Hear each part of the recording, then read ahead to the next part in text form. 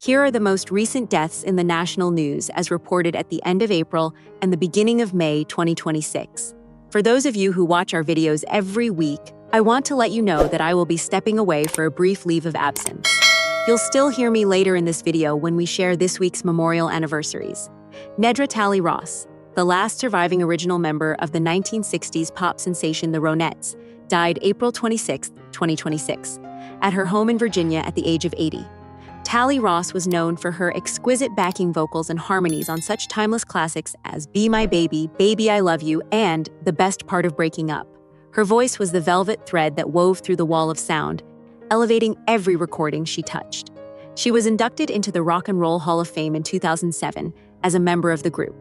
Beyond her pop stardom, she is also being remembered for her solo career, performing Christian music throughout the 1970s, a testament to her enduring faith. NFL football great Monty Coleman died April 26, 2026, at the age of 68. Coleman was a three-time Super Bowl winner, whose 16 legendary seasons with the Washington Redskins earned him an induction into the team's Ring of Fame. He was the kind of player who didn't seek the spotlight, but commanded it through sheer excellence. He is also being remembered as a coach at the University of Arkansas at Pine Bluff, where he led the team to a Southwestern Athletic Conference championship in 2012, shaping young men both on and off the field. Former Major League Baseball player Ellie Rodriguez died April 23, 2026, at the age of 79. Rodriguez was a catcher who twice earned All-Star honors, once with the Kansas City Royals and again with the Milwaukee Brewers. He is forever etched in baseball history for catching the fourth of Nolan Ryan's 7 no-hitters. He was also the first ever Royal to be named to the All-Star team, a distinction that speaks to his skill behind the plate and his steady leadership. Former Idaho Governor and United States Senator Dirk Kempthorne died April 24, 2026, in Boise, Idaho after fighting colon cancer. He was 74. Kempthorne was mayor of Boise before seeking a seat in the U.S. Senate, which he won in 1992. He left the Senate in 1999 when he was elected governor of Idaho, a position he held until 2006. He is also being remembered for his time as U.S. Secretary of the Interior under President George W. Bush, where he helped shape conservation policy for a nation's worth of natural treasures. Paranormal author and media personality David Wilcock died April 20, 2026 by suicide. He was 53. Wilcock was perhaps best known for his dozens of appearances on the popular History Channel show Ancient Aliens, as well as for productions about the paranormal by the media company Gaia. His wide-eyed wonder and deep research into alternative cosmology captivated millions. He is also being remembered for his numerous books on the subject, and for his YouTube channel, Divine Cosmos, which became a gathering place for seekers of hidden truths. Acclaimed conductor and composer Michael Tilson Thomas died April 22, 2026, of brain cancer at his home in San Francisco. He was 81. He is best known for having been principal conductor of the London Symphony Orchestra and the music director of the San Francisco Symphony. But his genius extended far beyond the classical world. He worked with artists such as Elvis Costello, George Gershwin's estate, and even Metallica, proving that great music knows no boundaries. Thomas is also being remembered for his talents as a composer, including deeply moving works such as From the Diary of Anne Frank and settings of the poems of Emily Dickinson. Comic book writer, author, and television screenwriter Jerry Conway died in April 2026 at the age of 73. Conway was the co-creator of one of the most iconic anti-heroes of all time, The Punisher, who first appeared in 1974. He also co-created the first version of the superheroine Ms. Marvel, who later evolved into Captain Marvel. His imagination shaped the pages of Marvel and DC alike. He is also remembered for contributing to the creation of important DC Comics characters like Power Girl, Jason Todd, Killer Croc, and Firestorm, as well as for his long and celebrated tenure as the writer of Justice League of America. Televangelist and missionary Marilyn Hickey died April 25, 2026, at a care center in Denver, Colorado, after a fight with Alzheimer's disease. She was 94. Hickey was the creator and host of Today with Marilyn and Sarah, which began airing in 1973 and touched millions of lives. She is also the author of numerous books on faith and Christianity, but perhaps most remarkably, she is being remembered for her missionary work, which took her around the world to preach the gospel in nearly 130 countries. A life of devotion that crossed every border. Actress Mary Cla Costello died April 17, 2026, in Brooklyn. She was 90. Costello was best known for her role as Rosemary Hunter Fordwick on the beloved 1970s TV drama The Waltons, as well as for her accomplished work on Broadway. She brought a quiet dignity to every performance.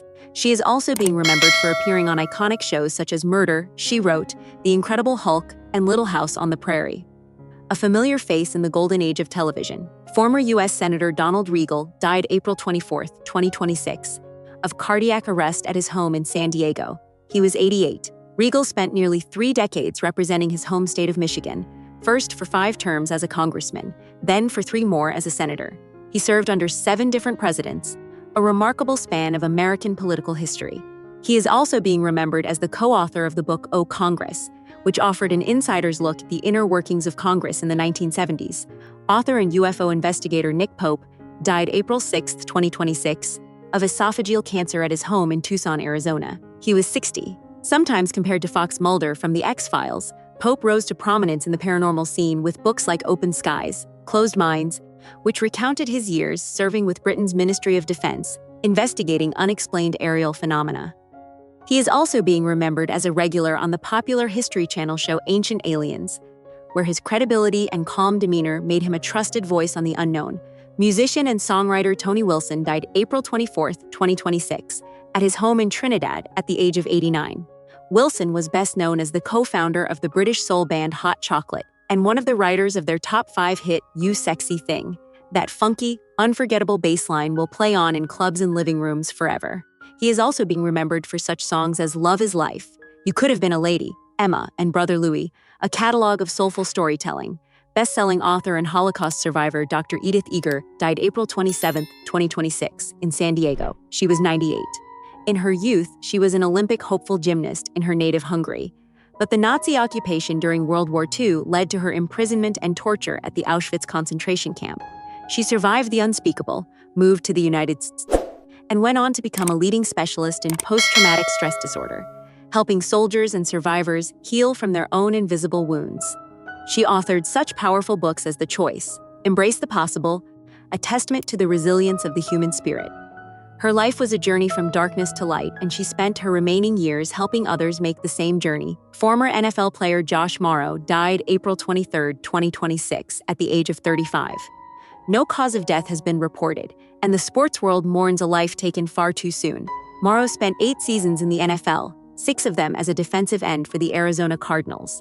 He is also being remembered for his time with the New York Giants, the Oakland Raiders, and the Jacksonville Jaguars, as well as for his college career at Stanford University. Jory singer and songwriter David Allan Coe died April 29, 2026, at the age of 86. Coe was best known as the songwriter behind Johnny Paycheck's working-class anthem, Take This Job and Shove It, as well as Tanya Tucker's #1 hit, Would You Lay With Me? In a Field of Stone. His words captured the heart of blue-collar America. He is also being remembered for songs like Mona Lisa Lost Her Smile, The Ride, You Never Even Called Me By Name, and She Used to Love Me a Lot, a catalog as deep and lonesome as a midnight highway. Before we continue with the celebrity anniversaries, let me say this, some of the most remarkable stories we see every week aren't about celebrities at all. They're about everyday people, like you, like me, who lived extraordinary lives in quiet ways. People like a Texas librarian who brought boundless energy to her students, her family, and the hometown where she served 24 years on city council. She never sought fame, but she changed hundreds of lives one story at a time. Or a devoted pediatrician who grew up in the Bronx and lived an American journey that took him to Maryland, South Carolina, and Southern California. He held tiny hands in examination rooms and gave parents peace of mind for decades. And a beloved father and U.S. Army veteran who made it his mission to live every day with gratitude and purpose after a heart transplant gave him 16 more precious years. He didn't waste a single one. These are the unsung legends, and their families honor them by sharing their stories. In addition to honoring those who have passed recently, we also look back at the lives and legacies of notable figures who died in the past. Here are some of this week's anniversaries.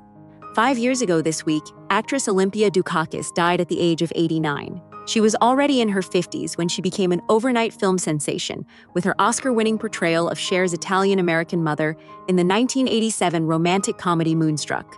Her performance was a masterclass in warmth, wit, and weathered wisdom. 15 years ago this week, actor Jackie Cooper died at the age of 88. One of the most celebrated child stars of Hollywood's golden age, he was Oscar-nominated at just 9 years old. He later enjoyed a long career as a television director and as Perry White in the Superman films. He grew up on screen and never stopped growing as an artist. 17 years ago this week, comedian Dom DeLuise died at the age of 75. A beloved entertainer for more than 4 decades, he starred in such comedy classics as Blazing Saddles and The Cannonball Run, while also becoming a beloved voice actor and celebrated cookbook author. His laugh was as big as his heart. 27 years ago this week, actress Dana Plato died at the age of 34. Best known for her role as Kimberly Drummond on the NBC sitcom Different Strokes, she was one of the most recognizable young faces on American television during the late 1970s and 1980s. Her life was marked by both stardom and struggle, and she is remembered by those who grew up watching her. Pop singer Leslie Gore would have turned 80 years old this week.